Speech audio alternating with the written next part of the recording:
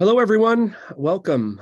Thank you for joining us today for our information session about our educators course in academic youth development. We'll wait just a moment for a couple of additional folks to join, and then we'll just get started in just a moment here. I'll go ahead and get started. Thanks again for joining us. We're here today to give you a briefing on our Agile Minds Educators course in academic youth development and insight into its impact on educators and their practice with students and colleagues, and on the culture of learning in classrooms and schools. My name is Peter Walsh. I'm the Senior Program Manager for Agile Minds Middle School Mathematics and Academic Youth Development programs. And I've worked with the Charles A. Dana Center at the University of Texas at Austin on the development and enhancement of our programs for the last 15 years. I'm very glad to be joined by my colleague, Abby Newmeyer. Abby is a Regional Vice President for our Professional Services team, and Abby will join us in a bit to share some of her experiences with this program in our partner districts. For more than a decade, Abby supported our partners and their educators enacting our mathematics and our academic youth development programs that transform how students think about themselves as learners, how they approach academic challenges, and how educators engage and support all their students. Thanks again, Abby, for being here. This year and in recent years, we're seeing common challenges in schools and across the nation. We know that students need more support for their social and emotional well-being than ever before, and we know that teachers need more support to make that happen, particularly given the realities of teacher shortages, as well as the new not fully trained and certified teachers taking on greater responsibilities in districts across the nation. A special report by the U.S. Department of Ed validates that the COVID-19 pandemic has exacerbated many negative trends in student wellness. A study by America's Promise identified that 1 in 4 teens have reported an increase in losing sleep, feeling depressed, feeling constantly under strain, or experiencing a loss of confidence in themselves since the pandemic began. Really, we know there's never been a more urgent time to think differently about how we prioritize and provide school-based supports, program-based supports that help educators create environments where all their students are supported, where they all belong, feel they belong, and they can all thrive. So what does that look like, and how does it happen? Many schools are focusing efforts on building safe, supportive spaces for students in ways that they might not have done before, to develop positive learning environments that give students a voice, that enhance their sense of belonging in school and their connection to school. Many educators are also focused on equity and access to rigorous learning for all students, and in particular, their priority or historically underserved populations. This is a key part of our work at Agile Mind. It starts with an expectation that everybody brings something to the table, everybody has value, everybody belongs to the learning community, and that's driving changes to educators' daily practice. And many schools, too, are engaging families in ways that they have not before to support a learning culture at home that helps students build their own agency.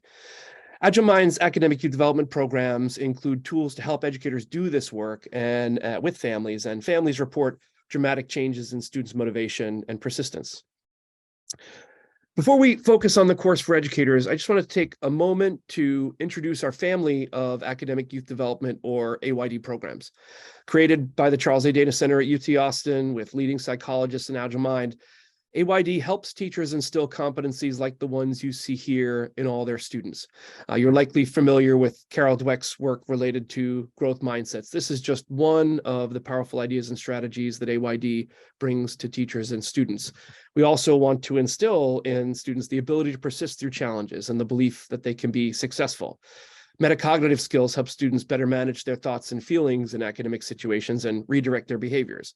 And the culture of the classroom is critical. Our programs reflect what's emerging about Carol Dweck's research in just the past few years, that students can use and benefit from their own growth mindsets when the classroom culture invites them and allows them to do so. Students' growth mindsets are not as effective unless they're in an educational environment that provides avenues for those growth mindsets to flourish. And this is a key area of focus for the educator program. Students need the sense that they belong in academic spaces with adults and their peers, and the feeling that they're in a safe environment to take risks and to challenge themselves to grow. And educators need the tools and strategies to consistently develop and sustain those positive and productive learning environments. And we'll talk about how E-AYD does that, educator course does that, in just a moment. These ideas together can really be the difference between success and failure for many students in school and beyond. And all of this work is integrated into each of our AYD programs. So we have both summer and school year AYD programs for students, as well as E-AYD, the professional development course for educators we're here to talk about today. Student programs are available from upper elementary school into high school, and these explicitly connect students' new skills for learning to their areas of struggle in school every day and to problem solving and grade appropriate mathematics. And the educators course is a professional development experience that empowers faculty teams, site and district leaders, counselors, and other staff with research-proven practices and routines that support learning for all students and transform classroom learning cultures. So let's take a closer look at the educator course. Typically, this professional learning course is enacted in cohorts of 25 to 30 educators, and it helps professional educators from teachers to district leadership enhance their practice. It has been developed and enhanced over the last 10 years and built on research about how educators can foster environments where all students achieve and develop practices that support the engagement, motivation, and productive persistence of all their students. Here you see some of the highlights of what educators get out of the experience. Participants build a community of learners as our facilitators use strategies that educators can bring to their own work, and participants make explicit connections to their role, and for teachers, to their classroom norms and routines. A hallmark of this course is ensuring that it's more than simply a compelling or interesting professional learning session, but one that results in meaningful, manageable, and measurable changes in practice. The Plan, Do, Study, Act, PDSA cycle that's referenced in the bottom bullet there, and participation in an online learning community extends, reinforces, and solidifies the experiences participants have and really helps them extend practices from the facilitated session into their daily work. And participants who complete the course earn 15 hours of continuing professional education credit from the University of Texas at Austin.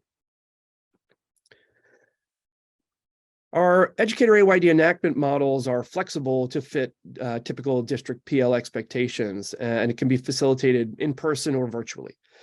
The in-person or face-to-face model is 1 day of facilitated professional learning, followed by ongoing participation in an online learning community where those who attended the session collaborate to extend and apply their learning with the structured Plan, Do, Study, Act cycles. And in a virtual model, participants join a series of synchronous virtual sessions, typically 2 to 4 meetings, and engage in the PDSA cycles after each session.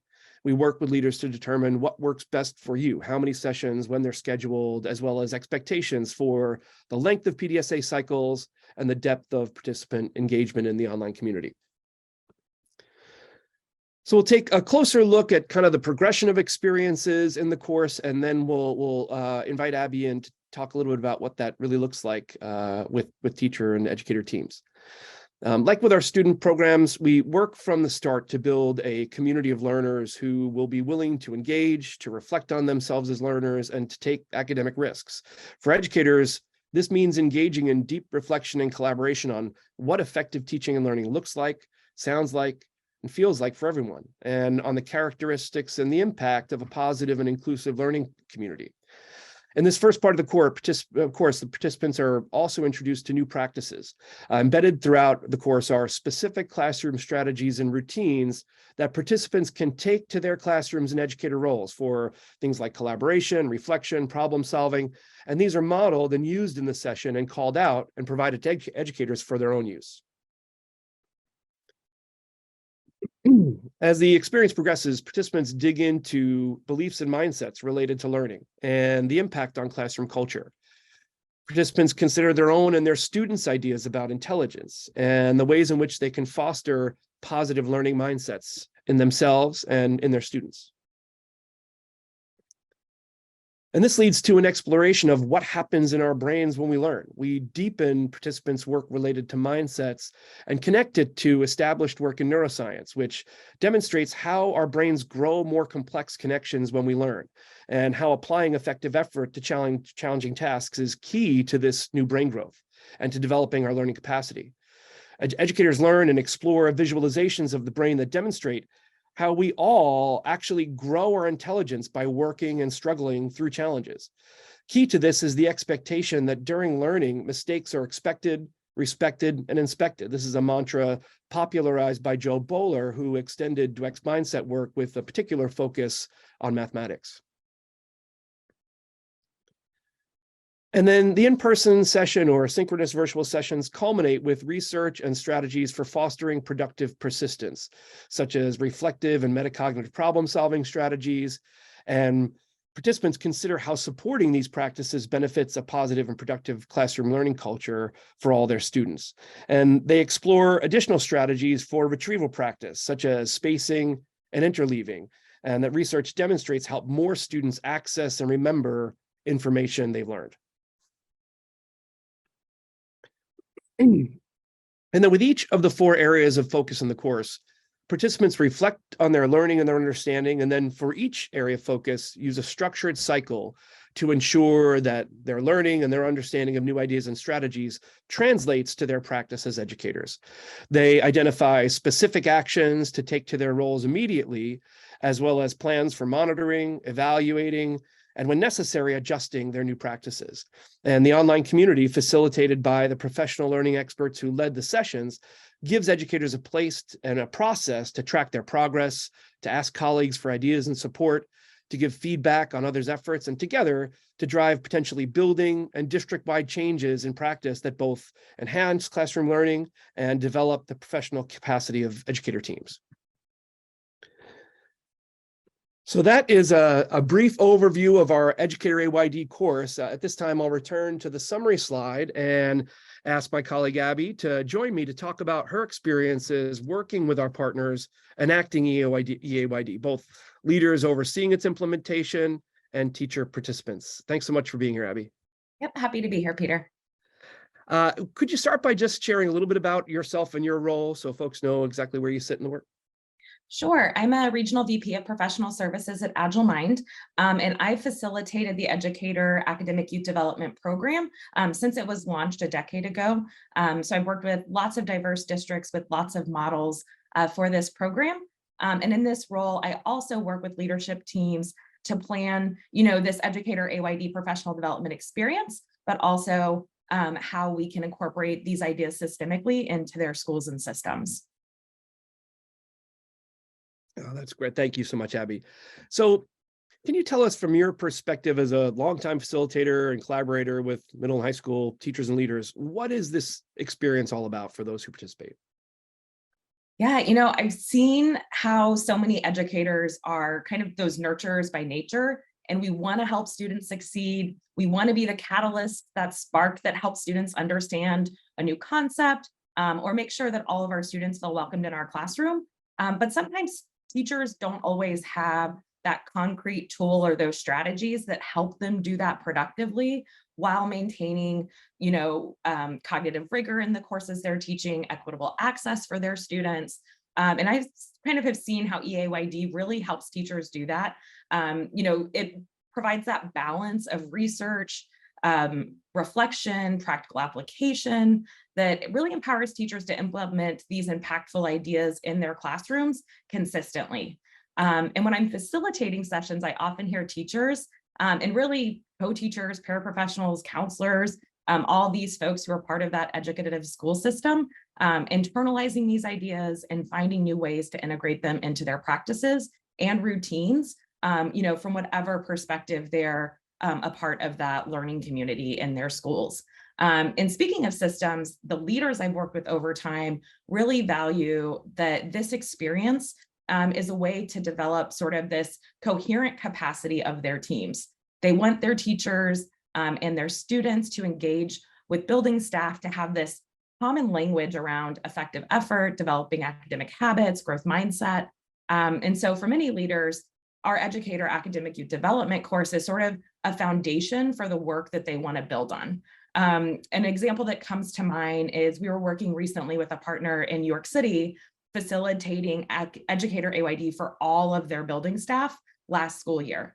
And as teachers enacted E-AYDs in their classes throughout the years, leaders identified educators who were really effectively incorporating the ideas compared to some of their other peers in the school. And so that leader brought those teachers together, and they were inspired to develop a plan to introduce these ideas to students across all of the grade levels in their building in a more systematic way. And the teacher team met consistently over the summer to build a game plan for their school. And so that's kind of, thinking about the different perspectives from the teacher experience and that of leaders. This program really can support folks at different levels really well for different outcomes. That's it's so critical to hear you describe the common language, the common understanding, the common practices to support students in a systemic way. That the E-AYD came out of districts who were enacting the student programs and saying, how can we extend this to touch more students and educators in our district? How can we establish a broader common understanding of these ideas and these practices and this language about what our aspirations are and what our goals are and what our steps are to get there. And that really led to the educator course being developed so that we could broaden this access among the educators in the district. And I'm glad to hear you see that happening. So what is it? Can you describe a little bit about, is it mostly teachers that participate? Are you all teachers? Do you get leader groups that are embracing this work as well and taking it to their practice? Can you talk a little bit about who participates in this? Sure. We've worked with a wide range of educators, K-12 across all disciplines, and those folks who support them. So paraprofessionals, substitute teachers. I've also been in E-AYD cohorts where we've included counselors, front office staff, other building administrators, district level administrators.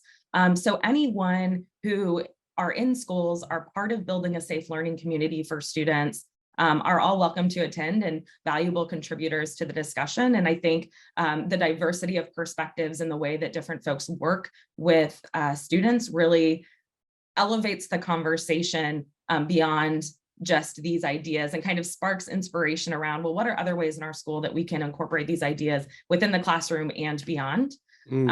Yeah, so that's kind of, I've experienced kind of everyone engaging in educator academic development and heard all sorts of great conversations. So we heard you describe the impact on the school community, the educators.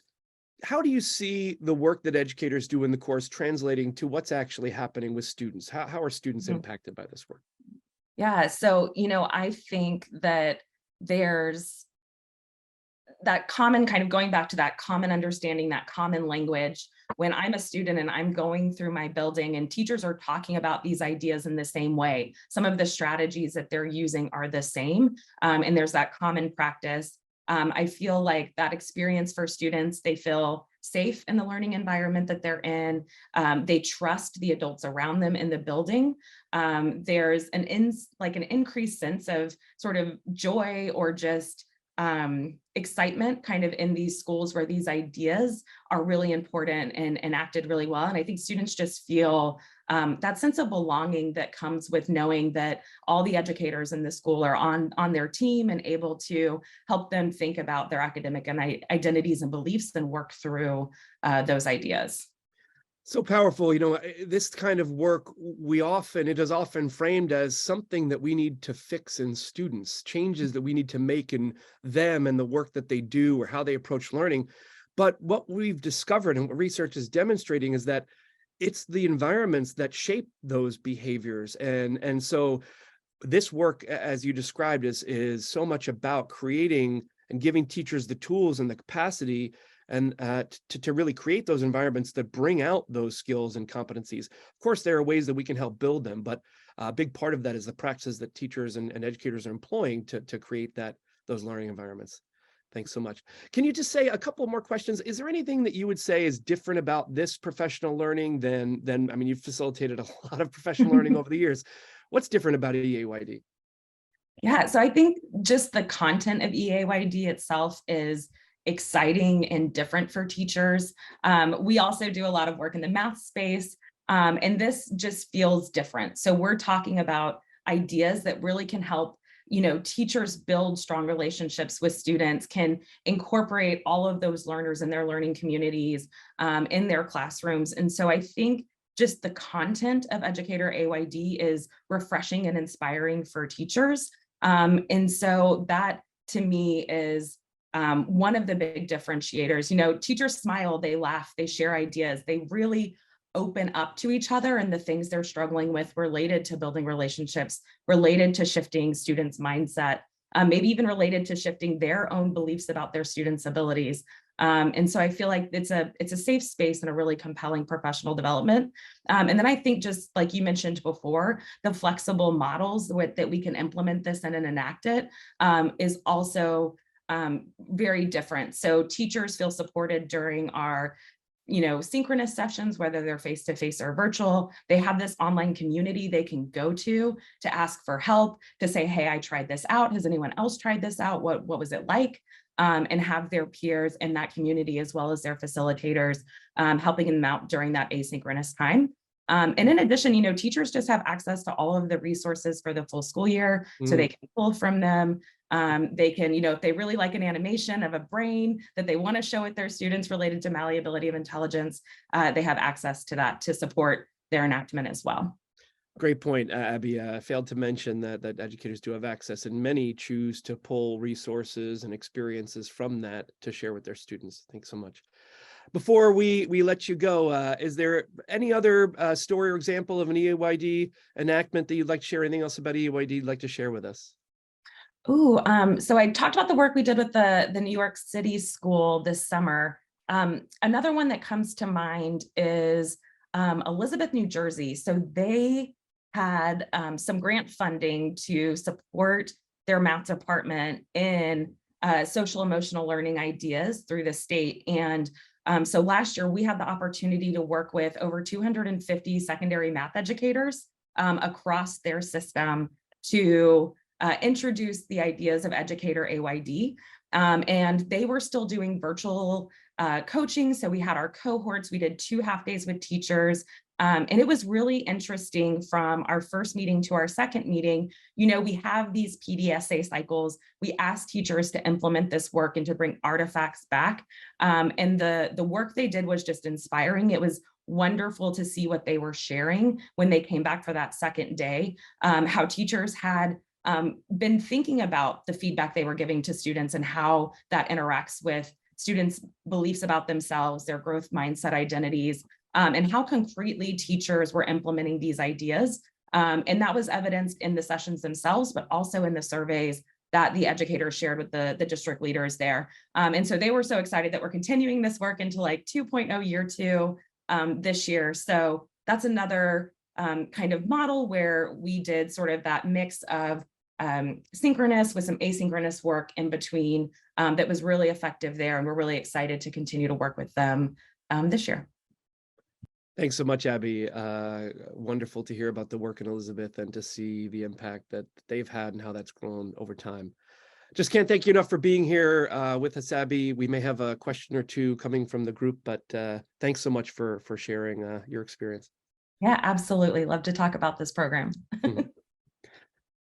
So before we close, I just want to give you all an opportunity to ask any questions or share comments. We wanted this to be a briefing with an emphasis on brief, to give you an opportunity to get a taste of the work, but also give an opportunity for us to talk individually later, so we can connect about how this work might fit with your district plans and professional learning calendar. But if at this time anybody has any comments or questions you want to drop in the chat, please feel free.